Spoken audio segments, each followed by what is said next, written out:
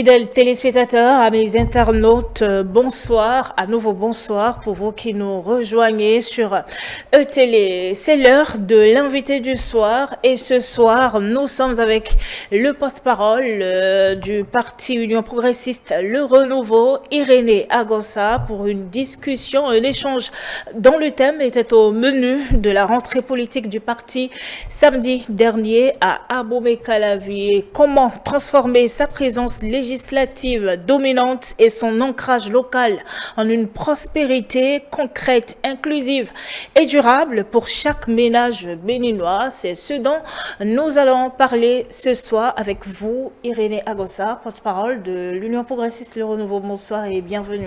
Bonsoir Madame Avalivé. C'est toujours un plaisir pour nous de vous avoir par ici. Le plaisir renouvelé à chaque instant que je suis avec vous. Bien sûr, et nous allons parler justement de cette thématique qui a concentré les attentions lors de la rentrée politique du parti l'Union Progressiste Le Renouveau samedi dernier à Abomey-Calavi. C'était le week-end dernier justement à Abomey-Calavi, le 1er mars 2026 exactement. Et vous y étiez, on a vu les images. Votre parti, le parti l'Union Progressiste Le Renouveau, sort victorieux des élections du 11 janvier 2026. Et pourquoi ne pas simplement savourer cette victoire au lieu de déjà parler de 2060? Parce que pendant la rentrée, vous avez parlé de la vision Bénin 2060 à la fière monde de splendeur. Oui, la vision Bénin 2060 un monde de splendeur, et nous avons dit à Calavi que c'est maintenant, et que c'est le thème d'ailleurs. La victoire du 11 janvier n'est pas un trophée pour nous, c'est une responsabilité. L'Union Progressiste Le Renouveau est sortie évidemment leader des législatives et des communales. Nous avons reçu un mandat clair de nos militants et bien sûr de tous les électeurs qui ont voté pour nous. Transformer la confiance populaire en résultat visible. La rentrée du 1er mars était un moment d'alignement et de projection. Alors, il faut pour nous remobiliser les militants, harmoniser nos stratégies, préparer la présidentielle et fixer une feuille de route claire pour nos élus.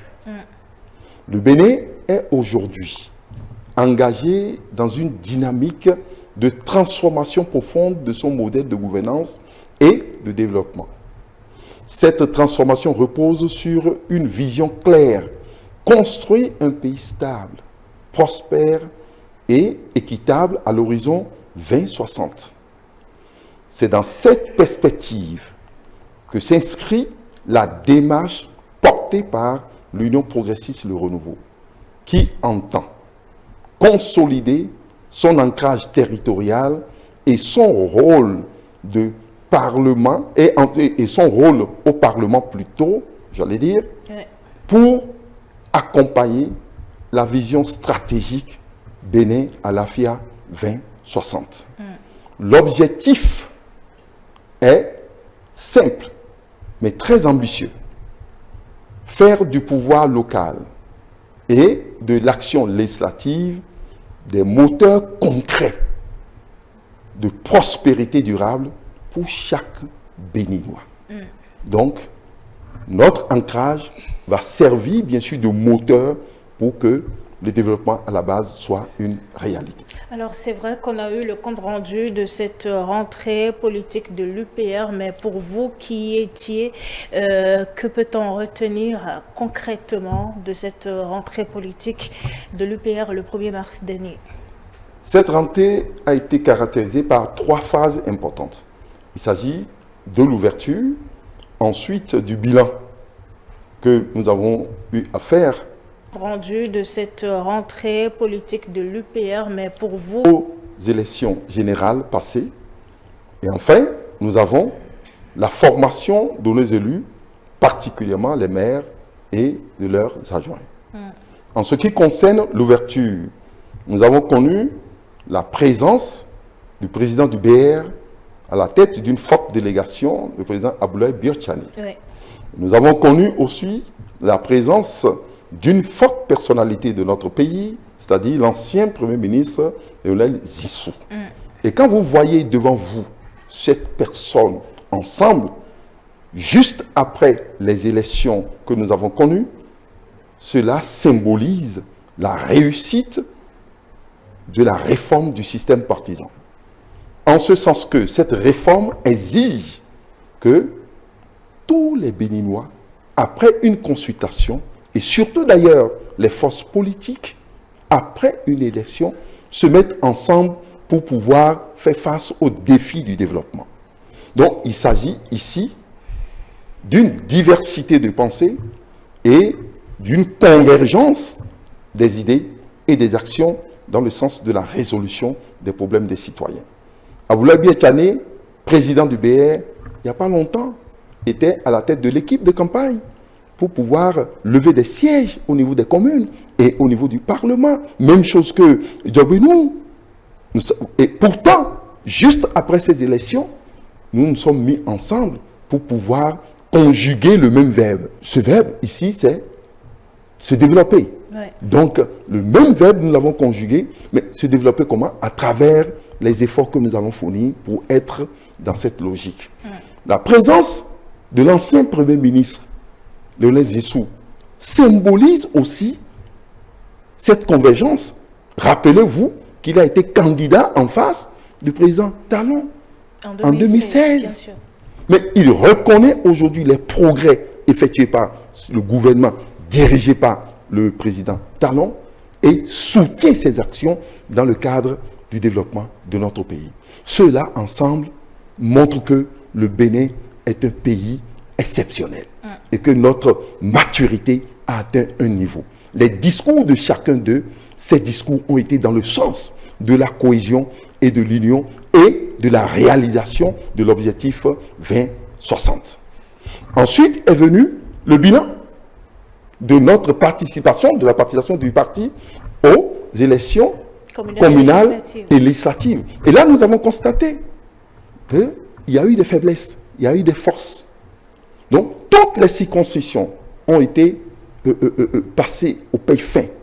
Donc, les 24 circonscriptions ont été passées au paye fin, tant au niveau de l'élection communale qu'au niveau de l'élection législative. Nous avons constaté qu'il y a eu des dysfonctionnements internes et que aussi des dysfonctionnements externes, des chocs externes qui nous ont conduits à avoir ces résultats. Il y a des circonscriptions dans lesquelles nous n'avons pas pu faire ce que nous devons faire, nous avons pris acte. Et juste après, il y a eu la mobilisation de ces forces pour que nous convergeons tous vers la réussite du 12 avril prochain. Donc, toutes ces structures, en tenant compte de nos forces et de nos faiblesses, se sont transformées dès l'instant en structures de campagne pour pouvoir réussir le 12 avril prochain. L'autre étape, la troisième étape, c'est quoi? C'est la formation, bien sûr, des maires et de leurs adjoints. Donc là, c'est clair que cette formation vise à ce que ces maires et adjoints, qui sont les autorités locales, représentent pour nous les éléments essentiels pour le développement à la base. Pour cela, il doit remplir des critères. Et ça a été clairement dit. C'est-à-dire, il faut une bonne gestion du temps par la ponctualité. On ne peut pas vouloir développer sans tenir compte du temps. Il faut gérer ce temps. Premier élément essentiel. Ensuite, il faut gérer les relations interpersonnelles avec intelligence et tact, de manière à ne pas déséquilibrer l'ensemble que constitue l'administration et les élus. Il faut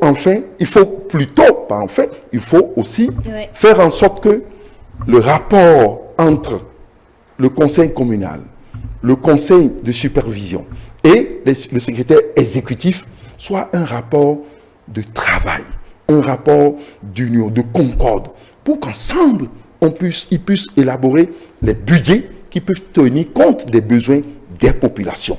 Les secrétaires exécutifs ne sont pas venus pour mener une guerre contre les maires. Nous avons dit et préciser aux maires que leur pouvoir se retrouve toujours dans leurs mains et qu'ils sont alors les vraies autorités de la commune. Car c'est eux qui gèrent le conseil de supervision et le conseil communal.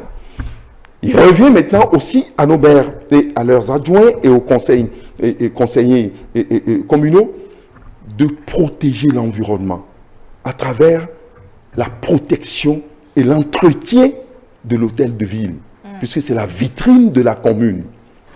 L'autre chose capitale qu'on leur a enseignée, c'est le respect du bien public. À ce niveau, la tolérance est zéro.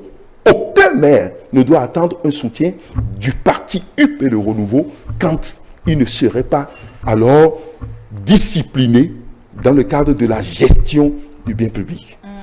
La relation entre maire et parti, entre maire et les élus, c'est-à-dire que entre maire plutôt et les électeurs, les populations, doit être une relation saine.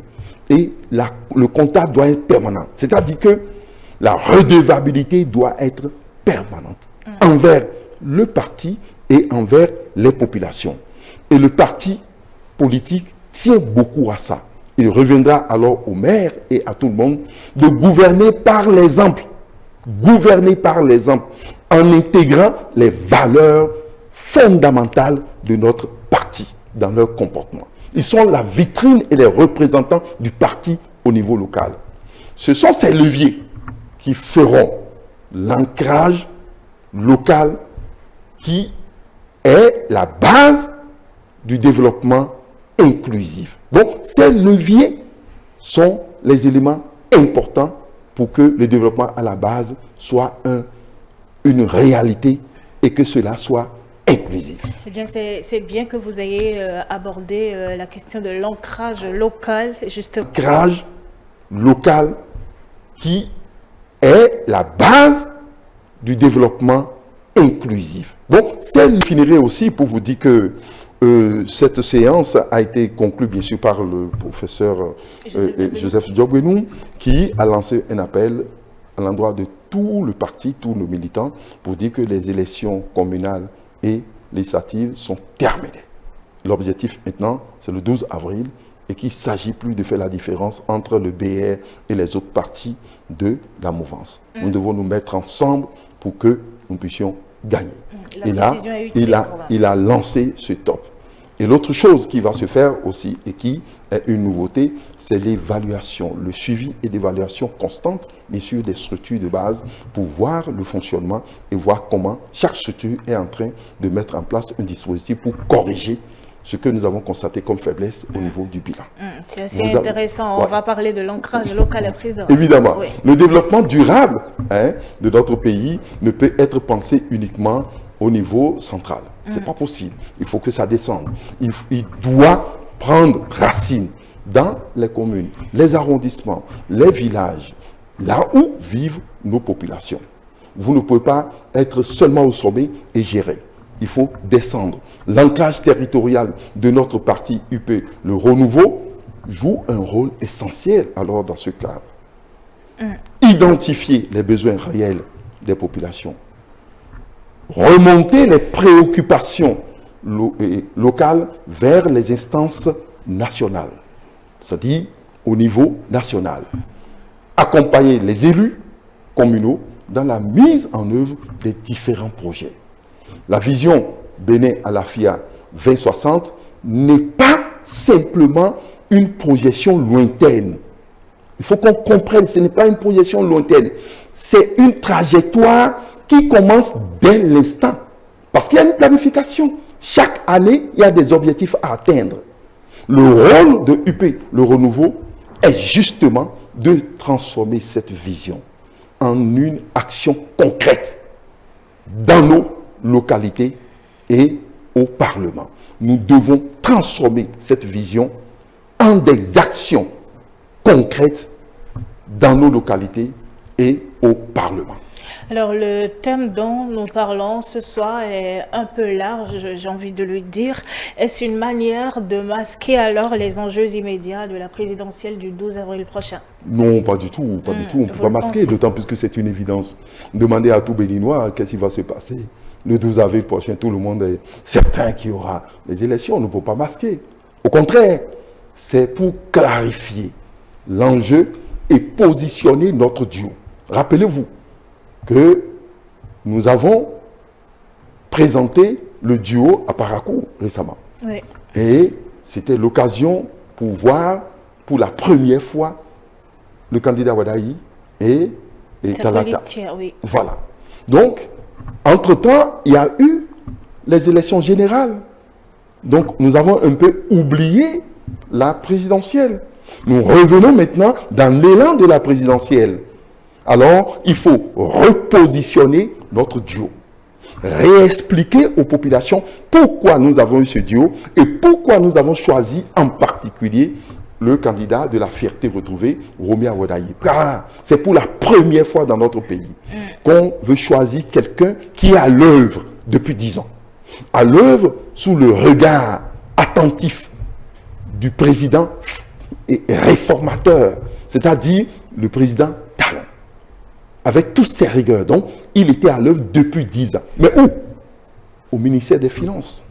Donc, c'est quelqu'un qui est à la base de la conception des budgets et de la mise en œuvre de ces budgets. Donc, il sait parfaitement là où nous en sommes en ce qui concerne les ressources disponibles.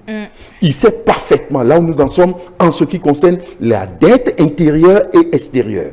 Il sait parfaitement là où nous en sommes en ce qui concerne les projets qui sont en cours et les projets qui vont venir. Il sait parfaitement les défis à relever en ce qui concerne ce que nous avons engagé pour le développement du pays. Donc, c'est quelqu'un qui est prêt. Prêt dans la logique, bien sûr, de 20-60. 20-60, c'est maintenant. Nous avons choisi un candidat qui est prêt, apte pour ça. Donc, nous sommes à la phase de ce positionnement. Et c'est ce que nous allons faire là maintenant. Sans un leadership fort à la tête de l'État, en phase avec la majorité parlementaire que nous avons. La vision à l'AFIA 2060 serait un rêve. C'est pour cela que nous, la majorité, sommes déjà en ordre de bataille pour que Romia Wadayi, le candidat de la fierté retrouvée, l'emporte en avril. C'est un souhait. Nous savons que nous ne sommes pas en campagne, mais c'est notre souhait. Et garantit ainsi, avec son élection, la cohésion de l'action publique. Parce que c'est lui qui serait au sommet de cette pyramide et permettre à ce que l'alignement soit réalisé et que la cohésion de l'action publique soit concrétisée. Et c'est pour ça d'ailleurs que le combat va être encore mieux mené et décisif pour nous autres d'ici quelques semaines. Merci Irénée Agossa. C'est pratiquement la fin de cette interview. Votre mot de la fin nous intéresserait. La vision portée par l'UP Le Renouveau consiste à transformer son double ancrage local et législatif en un véritable moteur de transformation nationale.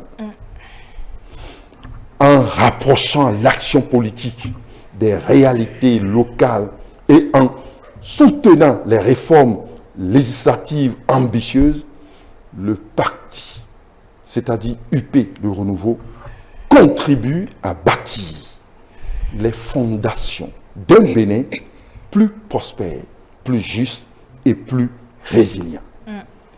Cap sur Alafia 2060, c'est donc l'engagement de travailler dès aujourd'hui pour garantir à chaque citoyen béninois un avenir marqué par la prospérité, la stabilité et le bien-être. J'ajouterai aussi la sécurité des biens et des personnes.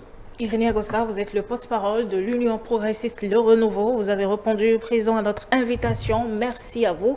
Merci également à vos chers téléspectateurs et amis internautes. Nous avons passé en revue, je vais dire, la rentrée politique de l'Union progressiste Le Renouveau. Et le porte-parole de l'Union progressiste Le Renouveau a également rappelé le duo du parti UPR, Romia Wadayi Talata et Mariam Chabi Talata, pour pour la présidentielle du 12 avril 2026. Les programmes se poursuivent sur E-Télé. Bonne suite de programmes.